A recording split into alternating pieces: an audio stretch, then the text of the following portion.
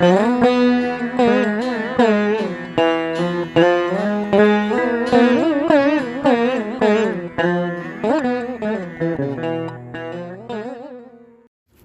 ஸ்ரீ கிருபாபுரீஸ்வரரே போற்றி போற்றி. அன்பினில் உறைகின்ற ஆன்மாக்களே சிவத்துளிகளாகும். ஆதி சிவனின் துளிகளே சிவாலயங்களில் உறைகின்ற தெய்வ நிலைகளாகும். சிவலிங்கமாக வீற்று அருள் புரியும் கிருபாபுரீஸ்வரர் உரைக்கின்றேன். இறைவன் அனைத்து ஆலயங்களிலும் அனைத்து சன்னதிகளிலும் வசிப்பது போன்று மானுட ஆன்மாக்கள் தனித்த இல்லங்களில் வசிக்கின்றனர். இறைவனை நாடி ஆலயங்களை அடையும் மானுடர்களை போன்றே மானுடர்களை நாடி அவர்களது இல்லங்களை அடையும் இறைவனும் உண்டு. மகா சுந்தரர் எனும் நாமம் ஏற்று எமது சன்னதியில் சரணடைந்த ஆன்மாவின் இல்லத்தை நோக்கி யாம் பயணித்த நிலைகளும் உண்டு. ஏன் மானுடர்களை நாடி இறைவன் செல்ல வேண்டும் எனில் ஈர்ப்பு சக்தியே காரணமாகும். ஓர் மானுட ஆன்மா அளப்பரிய சக்தியினை பெற்றால் இறைவனும் ஈர்க்கப்படுவார். அழகான மானுடனை சூழ்ந்து சில ஆன்மாக்கள் நிலைப்பதுண்டு. அன்பான மானுடனை சூழ்ந்து பற்பல ஆன்மாக்கள் நிலைப்பதுண்டு. அருள் நிறைந்த மானுடரை சூழ்ந்து தெய்வங்களே நிலைப்பதுண்டு. தெய்வ ஆசியினால் பொழியப்படும் அருள் என்பது ஒரு மானுடனால் பொழியப்படுகின்றது எனில் அம்மானுடனை நாடி தெய்வங்கள் வலம் வருவர். அவ்விதமே சிவ அம்சமாகிய கிருபாபுரீஸ்வரராகிய யாம் சுந்தரரின் இல்லம் நாடிச் சென்று எம்மோடு அரவணைத்தோம்.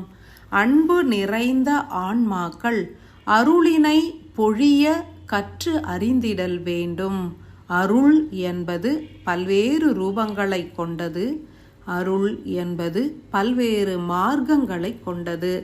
எனினும் அருள் என்பது அளித்து கொண்டே இருக்கும் ஆன்மாக்களிடம் பெருகுவதும் பறித்து கொண்டே இருக்கும் ஆன்மாக்களிடம் குன்றுவதும் இயற்கையின் செயலாகும். எதனை பெற்றாலும் அதனை அவ்விதமே பகிர்ந்தளியுங்கள். அவை பொருட்செல்வமாகவும் அமையலாம், ஆடை ஆபரணங்களாகவும் அமையலாம், உணவுப் பொருட்களாகவும் அமையலாம், அன்றி அருளாகவும் அன்பாகவும் அமையலாம். மலர்களை கொய்தால் இறைவனுக்கு என்று அர்ப்பணிக்கின்றீர்கள். ஈட்டும் பொருளிலும் சிறிது இறைவனுக்கு அர்ப்பணிக்கின்றீர்கள். இருப்பினும் சக மானுடம் தழைக்க எதனை அர்ப்பணிக்கின்றீர்கள்? இறைவனை நாடி வரும் மனிதர்கள் அருளினை பெறுவர். எனினும் மற்ற உயிரினங்களுக்கு இயன்ற சேவைகளை புரிவோரை இறைவன் நாடியே வந்தணைப்பார். எவ்விதம் நிகழ்கின்றது? அன்பு எனும் சக்தியானது அணுக்களிலிருந்து வெளித்தோன்றும் காந்த சக்தியாகும். பகிர்தல் எனும் உணர்வு அன்பிலிருந்து வெளிப்படும். நற்செயல்கள் யாவும் பகிர்தலில் அடங்கியுள்ளது. இறைவன் நற்செயல்களை புரிபவர்களை நாடிடுவார். ஏனெனில் மூலமான அணுசக்தி எனும் காந்த சக்தி நிறைந்த ஈர்ப்பு ஆற்றல் இறைவனிடமும் உண்டு, மானுட ஆன்மாவிடமும் உண்டு. உயிர்களை நேசிப்பதே இறைவனின் செயல். அச்செயலினை உளமாற ஏற்கும் மானுடர்களை இறைவன் பூரணமாய் நேசிப்பார். ஆதி சிவனின் அம்சமாகிய யாம் இக்கலியின் எல்லையிலும் மானுடர்களை நாடியே வந்தடைகின்றோம் எனில் அதன் மூல காரணம் அகத்தியர் ஒருவரே.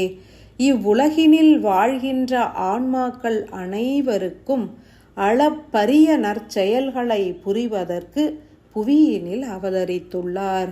அருவாகவும் உருவாகவும் கல்கி அவதாரமாகவும் செயல் புரியும் அகத்தியரின் கருணை நிலை ஒன்றே எமை நாடியே இப்புவியினில் விரிந்து மலர்ந்திட உதவியது. விசாலமான எண்ணம் கொண்டு விஸ்தாரமாய் மனமலர்ச்சி கொண்டு வீரியமாய் இயங்கி உலக உயிர்களை மீட்டிட உதவிடும் சேவகர்கள் யாவரும் அகத்தியரின் அருளாசியினை பெற்றிடுவர். அகத்தியரோ யாம் அருளும் அருளினை அனைவருக்கும் பகிர்ந்து கொண்டுள்ளார்.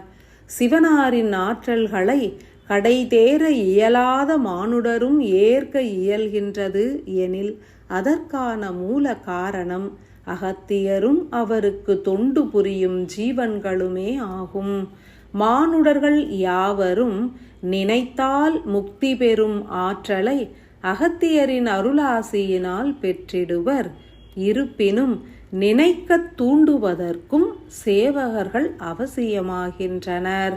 அன்பினில் நிறைந்த ஆன்மாக்களே, இதனை காட்டிலும் ஓர் சிறந்த காலம் சித்திக்காது.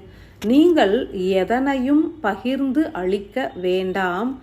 அகத்தியரின் பணி ஏற்று சிறப்பித்தால் அனைத்து தெய்வங்களும் உங்களை ஆட்கொள்வர். ஆழ்ந்த அமைதியை அருளி பேரானந்த நிலை பெற்றிட உதவிடுவர். நிர்மலமான நிலை ஒன்றே பேரானந்தம் என்பதனை உணர்ந்து காலம் கடப்பதற்கு முன்னர் இறை உலகினை அடையுங்கள். அன்பு நிறை ஆசிகள்.